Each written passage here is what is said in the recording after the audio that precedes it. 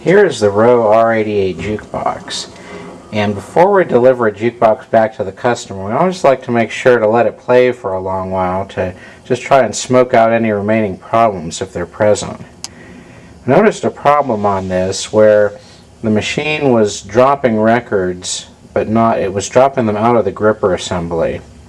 And what I found was that this cam was just really loose. You can see down here there's a cam which moves the tone arm into position for when the record begins to play and lifts it off at the end. However, there's a little piece on this, which would be right here, that broke off, and it fits into a little notch on this collar here that goes on this shaft.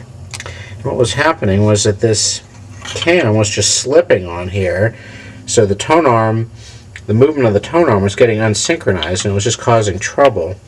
So what I'm going to need to do is to epoxy that little notch back on there, so it'll fit in there in this little slot back in here, and it'll line up properly.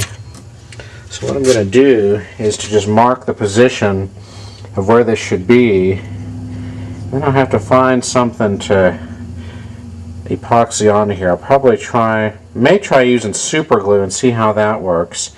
If not, may need to use JB Weld on it. All I need is just a little plastic index tab to fit in there and keep it from moving around. Here is the Rowe R-88 cam with the replacement plastic part reinstalled on it. I used JB Weld to cement the plastic part on, and I cut the piece of plastic out of a cable spool.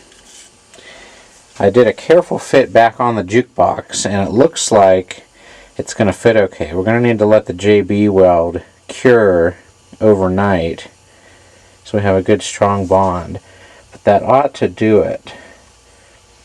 We just have to make sure that the alignment is correct. We might need to reposition it if it's not, but it looks like it's going to be okay.